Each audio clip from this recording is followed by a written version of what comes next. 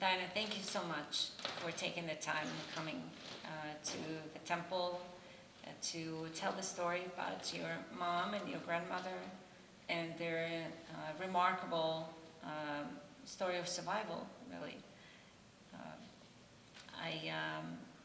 I think that it is especially important to you because you were always a very strong advocate for the 50 state initiative, and that's how I got to know you, I think. And we'll talk about it later in this interview, but first I'd like to ask you, where was your mom born? My mother was born in Paris, France, in 1930, right in the middle of the Depression. Wow, and that was just a few years before Nazis really were taking over the whole Europe. The Nazis occupied Paris in 1940, so she was 10 years old when that took place. Now, before the occupation, what were her parents, what did they do, and how was she growing up back in Paris? My grandfather, Bernard Appel, he was a very educated, very bright man. He was a stockbroker. He was very wealthy. He had made a lot of money prior to the crash. They had a beautiful apartment filled with original artwork, with furniture, with oriental carpets. My grandmother, Simone Levy Appel, had a lot of jewelry. They were part of French society. My grandfather, prior to marrying my grandmother, had been to and from the United States by boat, and not steerage. We're talking like the Roaring Twenties, first class, eating in white tablecloths. They were a wealthy, well-established French family. My grandfather had a car, and this is in the 1920s, with a driver. They had... Incredible. Yeah, so they were in the lap of luxury. They had a good life. They were part of society, and my grandfather had been very successful. My mother had two sisters. One was 7 years, and one was 9 years older than her. The oldest was Lise, and the middle one was named Francois. And I will mention that she changed her name when she came to the United States to Danielle, because she said the Americans said Francis. She didn't like the way that sounded. And my mother was a surprise baby, a kind of late in life, unexpected baby. And she was born right in the middle of the Depression, 1930. A difficult time. And my grandparents, of course, as everyone else, lost money in the stock market, and they gave away their car and didn't have a driver anymore. But she had a good life. My mother had been in a beauty pageant. She was very cute with great big dimples. Well, I can see who you're taken from. And my grandfather tried to teach her poetry. She was reciting poetry at a very young age. And as opposed to, I want to just juxtapose it, at that time, my father's father, just for a second, in Russian Poland, they were living in a shtetl, and he was one of 11 children, barely making a meager living. So I just want to juxtapose my two grandparents and how my mother's family was well accepted in France and was doing very, very well. Now, you mentioned the French society that your grandparents were part of. Was it a Jewish organization, or rather club, or was it for all French people?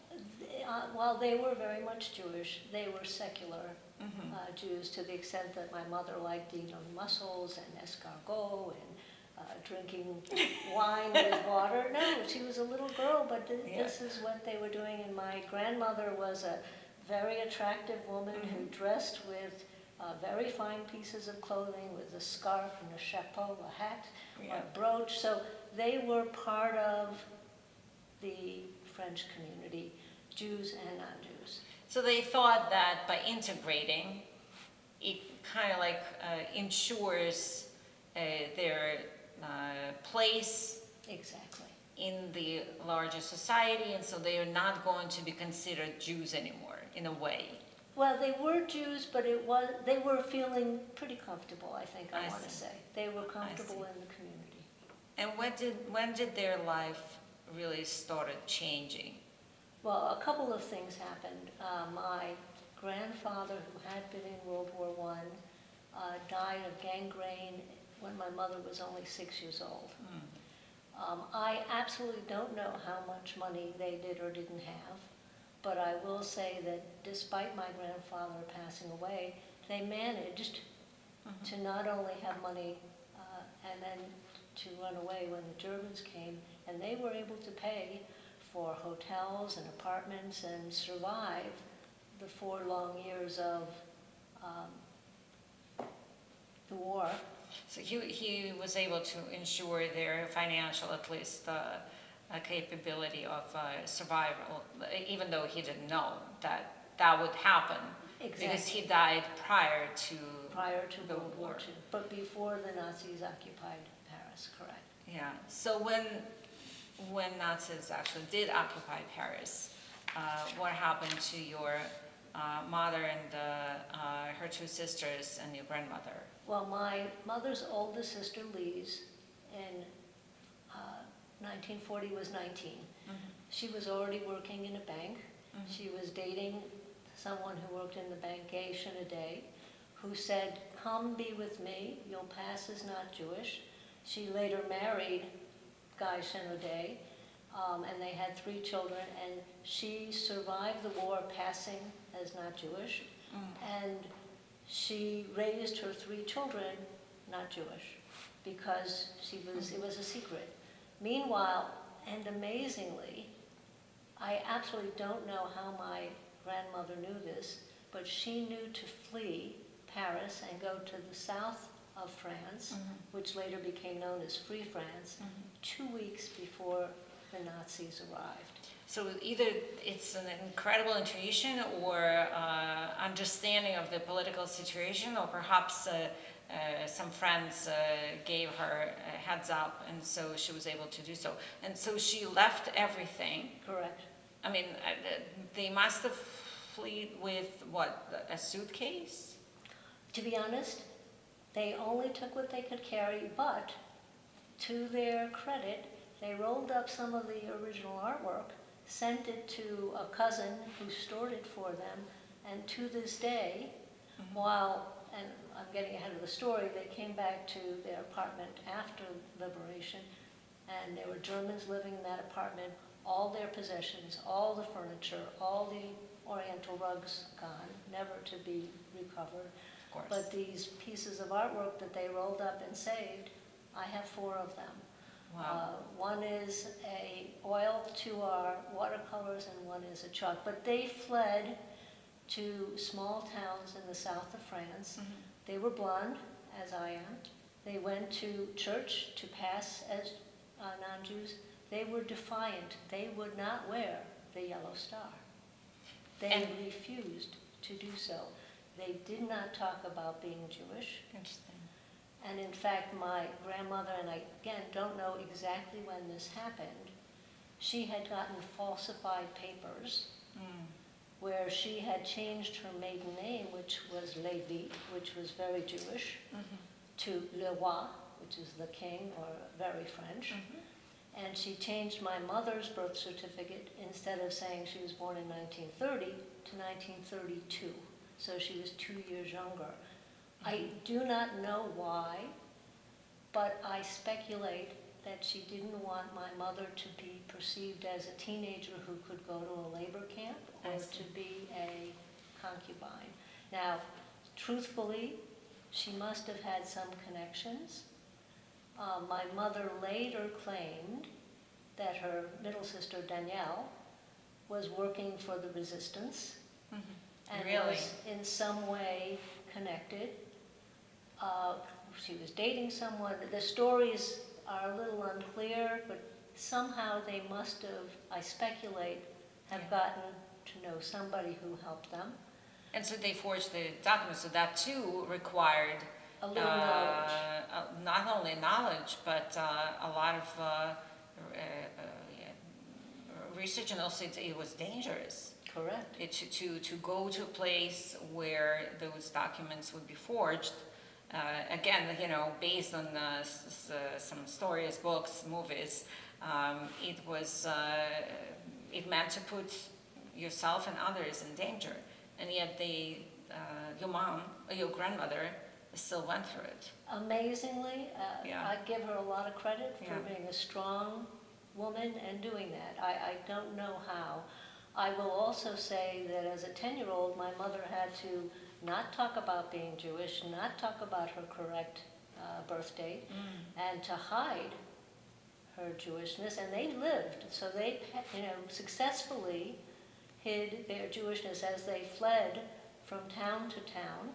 And there was a story my mother told where she would go to schools, and one day the school administrator said, "I want you to bring in your birth certificate, your documents for tomorrow." My grandmother said, "This is code for we want to see if you're Jewish." They fled that night.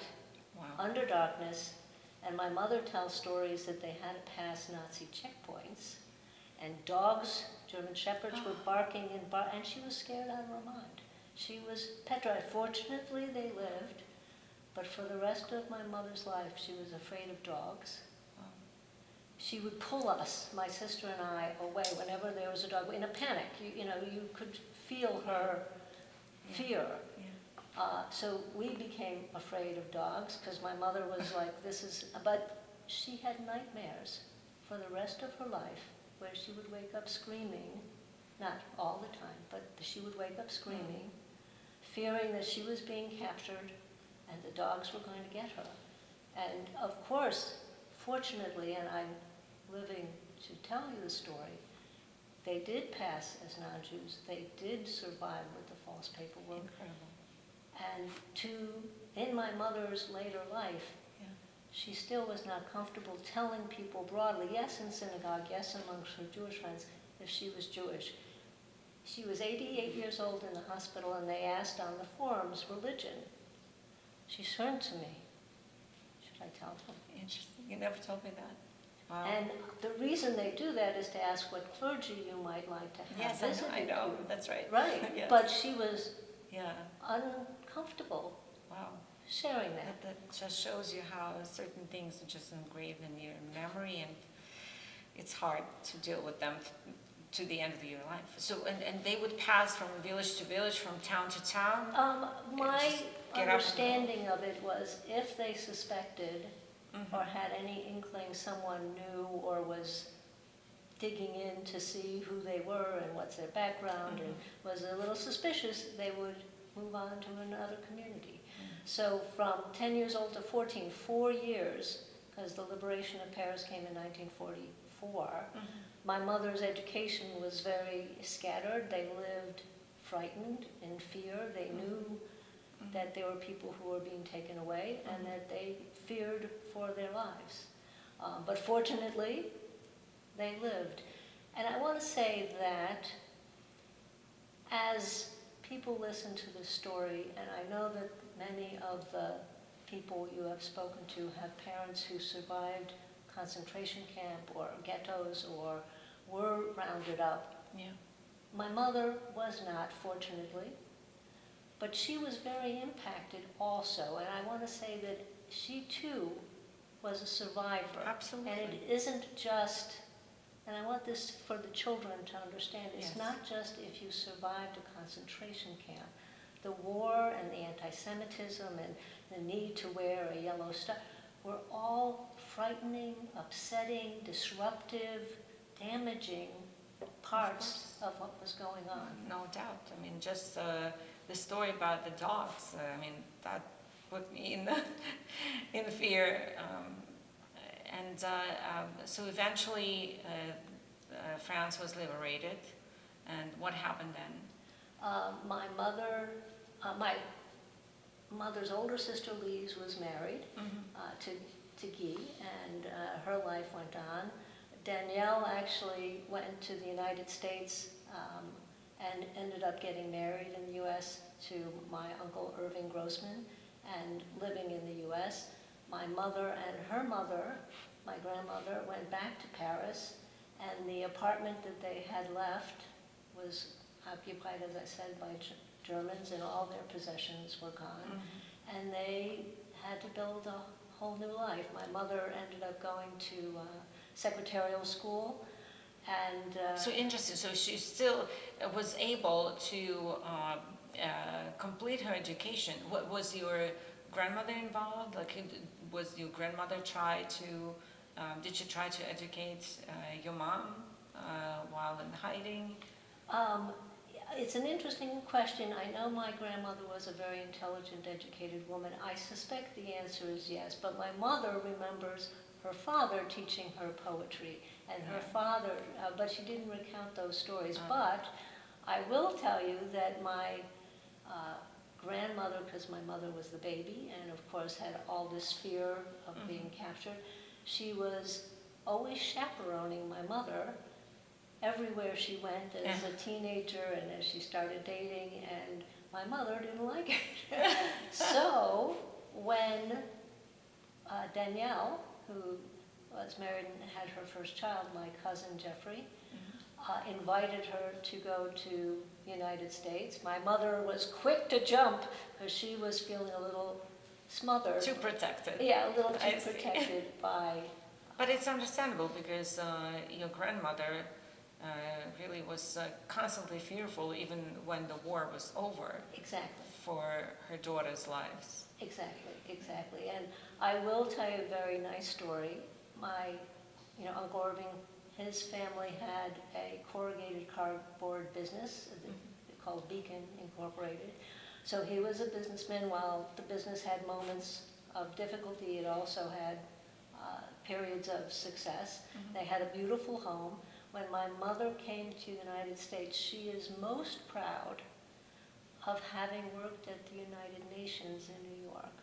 Oh, was she? Because having gone through the war, even though she was a typist and spoke French, she wasn't an ambassador or, a big shot, she was trying to help prevent future wars and what she had experienced from happening again. She, to her last breath, was proud of that, very proud of that. That's incredible. Now, your mom, and I'm just your mom lived to 100? 92. 92. 92. Yes. She passed away September of 22. Yeah, I remember. Yes. Yeah, but she lived a full life through the end. And I remember you going to celebrate her birthday back then. I do also want to say that it was only much later, as I was an adult, maybe 14, 15 years ago, I came to fully understand how wealthy they had been and how much they had lost. So once I had learned that, I actually wrote to the German government for reparations, and my mother was awarded $400 a month. With the exchange rate, it changed slightly for the rest of her life as reparations. So they made some amends. They tried to make some amends. Germany made some amends. Exactly.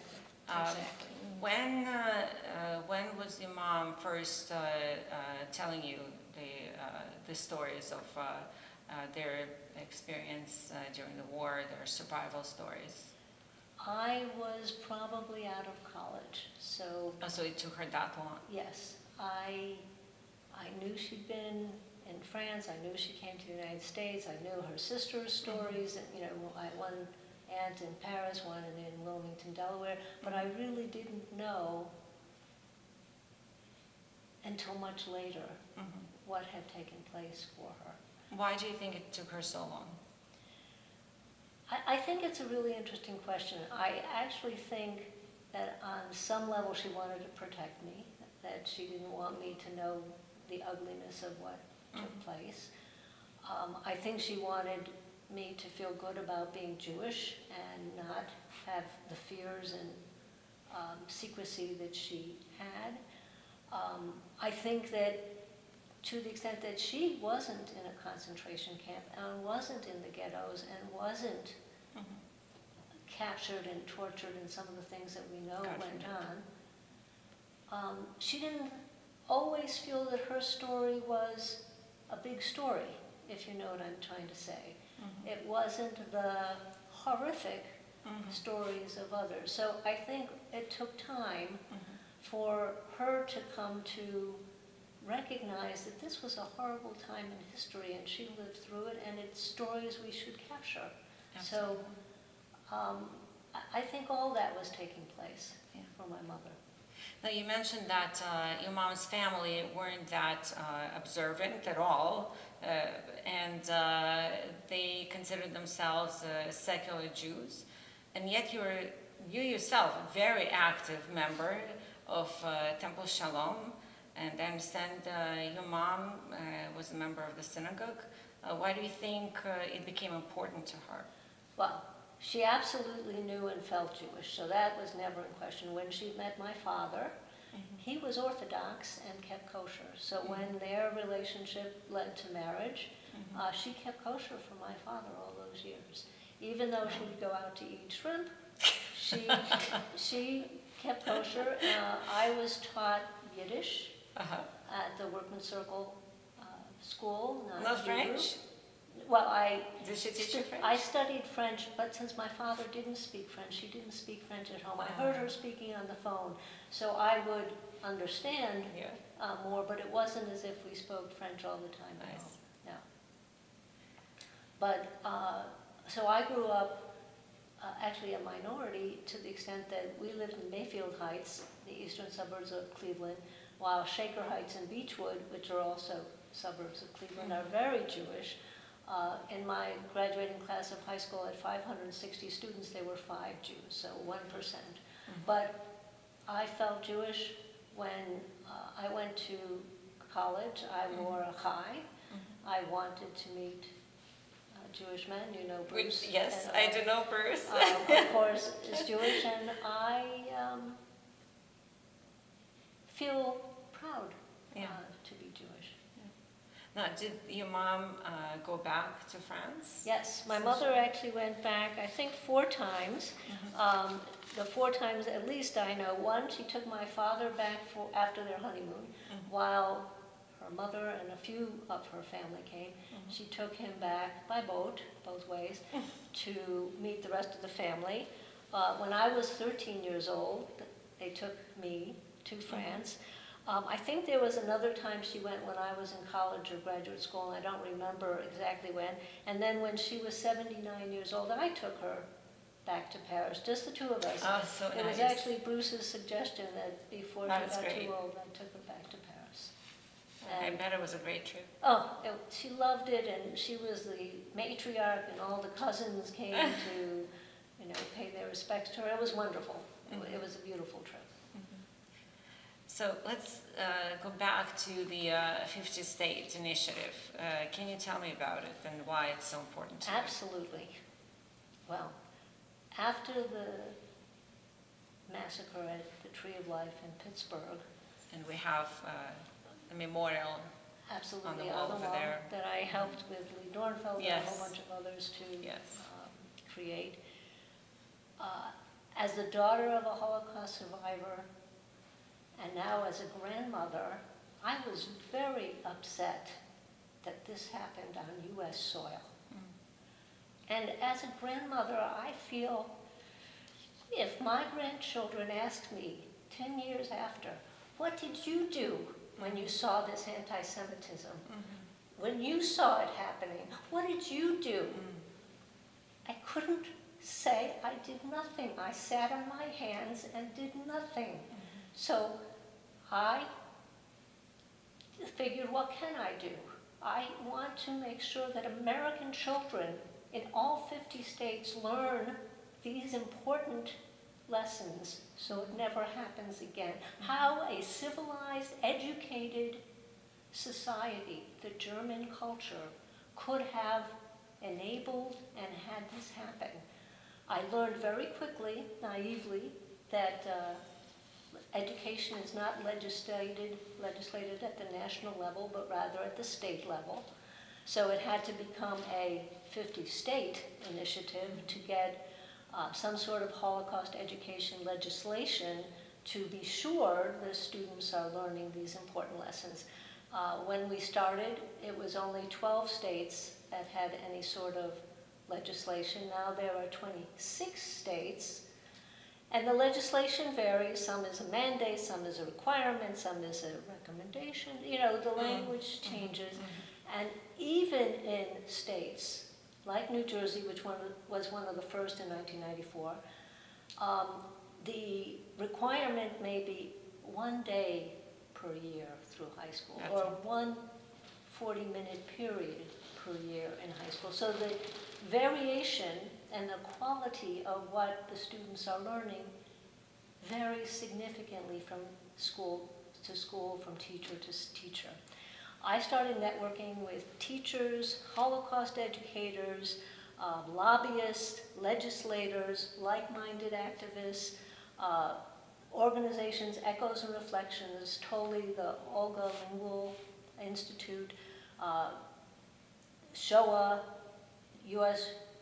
Holocaust Memorial Museum, and others who are doing wonderful work to educate teachers so they can go on to teach the students, to make available online all kinds of lesson plans and testimonies and history and reading materials and suggestions. So I know it is happening across the country, but there are areas where it's not happening at all. So as an American, as a Jew, as a member of our world, I think it's just so important that this lesson be captured. And I want to say something that came up as I was talking to people across the country. They asked a historian, will the Holocaust be taught in 100 years from now or more years from now? And of course, there's many genocides. There's been many mass murders. And should they be studied? Absolutely. But should the Holocaust be studied more than others or differently than others?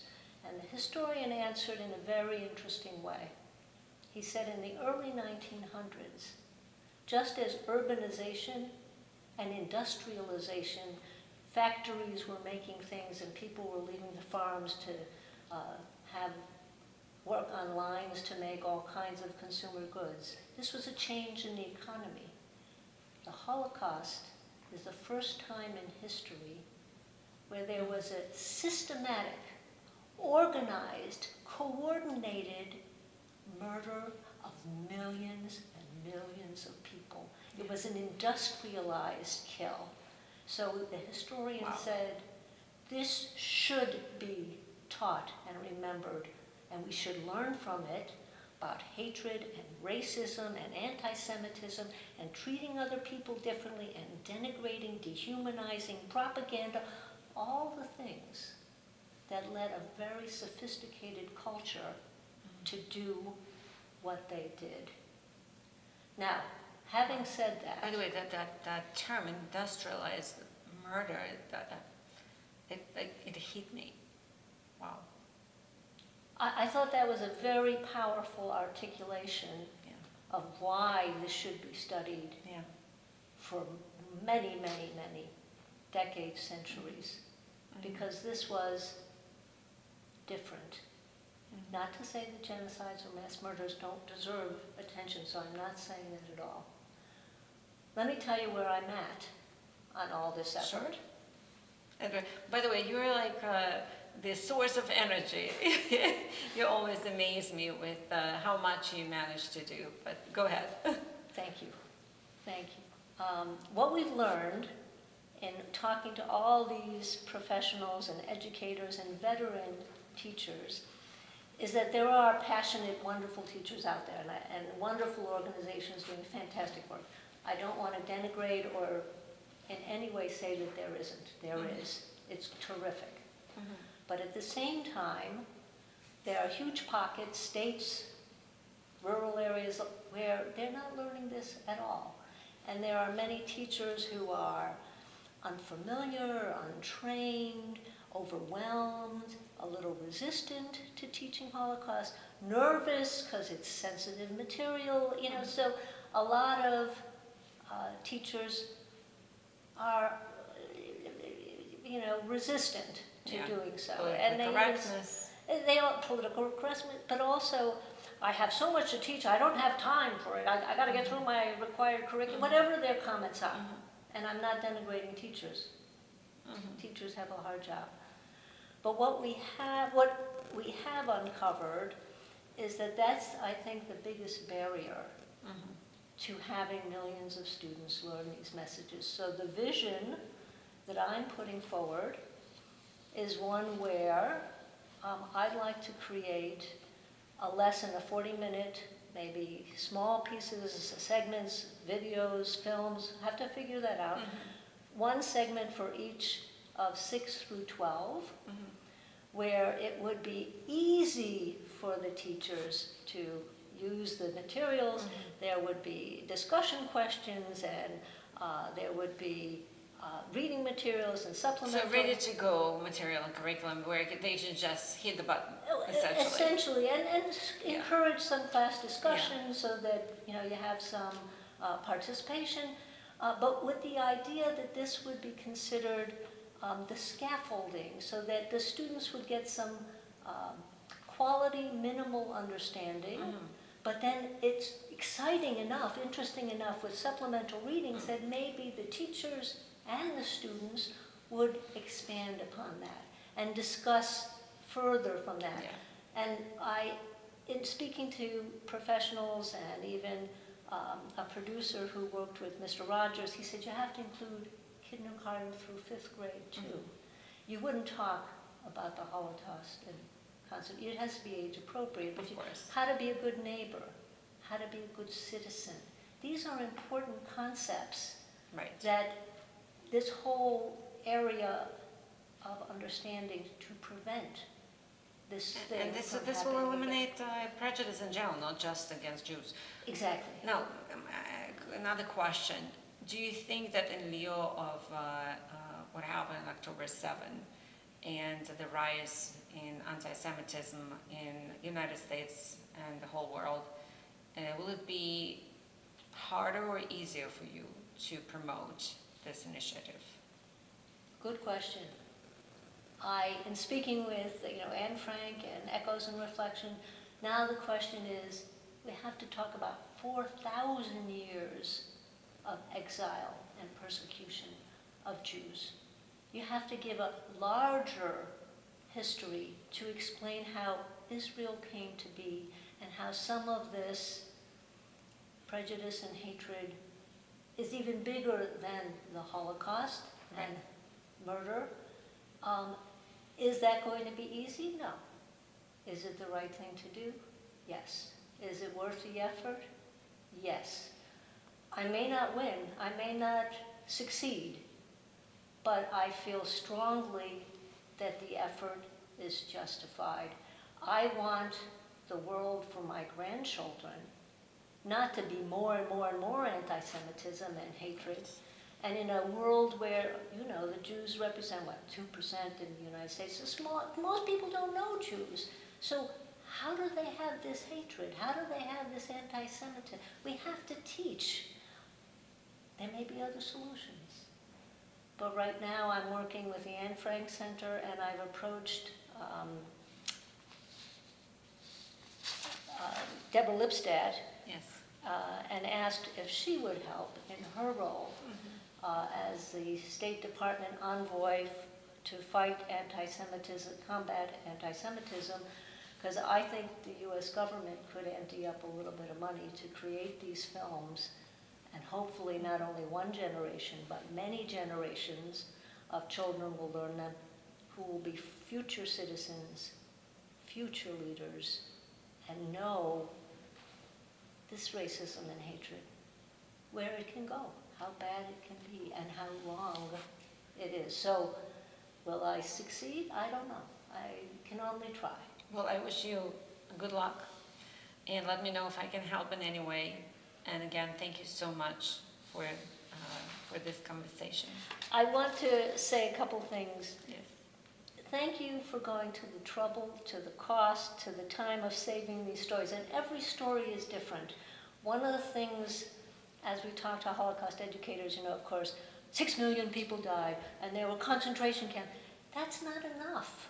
That's not understanding what led to this, what the culture allowed for, or the individual stories, or the value of all those lives. So you're capturing stories and sharing them is just so important, not only for Jews, but for non-Jews. All the consequences of war, all the damage, all the harm. Fortunately, my mother survived. Fortunately, she wasn't captured or went to concentration camp.